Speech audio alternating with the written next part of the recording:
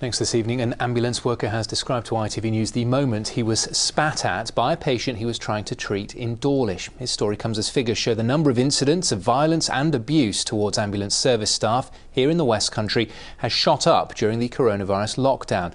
Let's take you to Ben McGrail. He's live at Taunton Ambulance Station for us this evening. Ben, really concerning news here. What's been happening?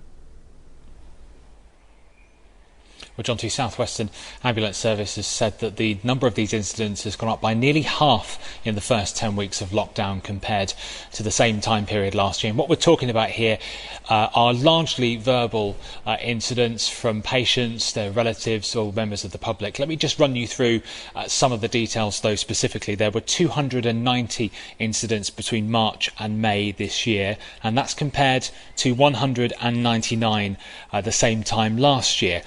46 of those were physical assaults, and that's up from 34 last year. And those physical assaults ranged from a paramedic being kicked down the stairs to what happened to Mark Walker from Dawlish. I spoke to him earlier on today, and he told me about how when he was treating a patient, that patient spat at him. Here's what he said. He was aware we were ambulance staff and everything was fine for the first few minutes or so.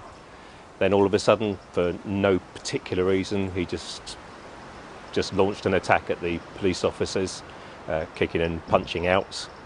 They restrained him. There were two officers in there with us.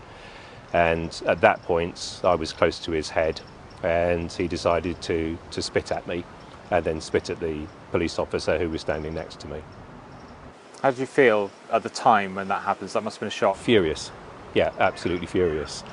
This is not something that is acceptable to anybody, let alone somebody who's there to help you. There's no reason for it. You know, what good does it do?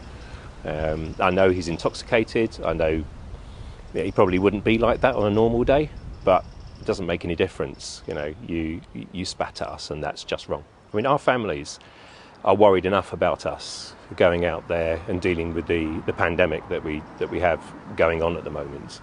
And colleagues of mine are living on their drives in caravans and that sort of thing to protect their families. So when you come to work, the last thing you expect is to be attacked. And so, no, it's just completely unacceptable. And of course, when something like that happens, you then go to another job afterwards. Has it changed the way that you operate since that happened? You're wary, but we have to be up close and personal with people. We have no option. We can't stand 2 meters away and deal with them. We have to be there and we have to deal with them, so there's always that risk. But the vast majority of people we go to are amazing people, you know, and they want our help, and that's why they've called us.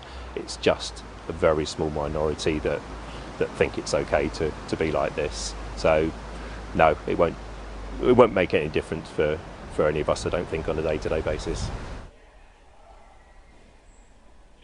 Mark Walker there, and just to say that person who committed that crime was sentenced to 22 weeks in prison. And Mark wanted to tell his story really just to highlight the unacceptable behaviour that is happening towards ambulance staff, and he's very much backed up by the ambulance service on that. So we've had crews that have been pushed downstairs, we've had some spat at, coughed at, and one abused in the back of an ambulance. So, you know, that physical abuse has such a long-term impact on people. And we're simply asking people to respect the fact that our staff are out there at a very risky time, dedicating their lives to improving care for people, and they shouldn't be subject to this abuse.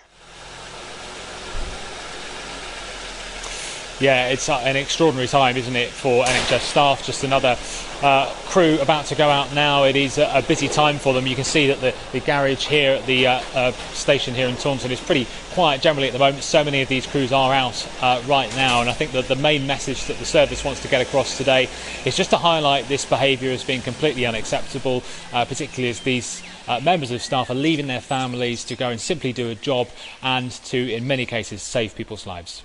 Ben McGrail, thank you.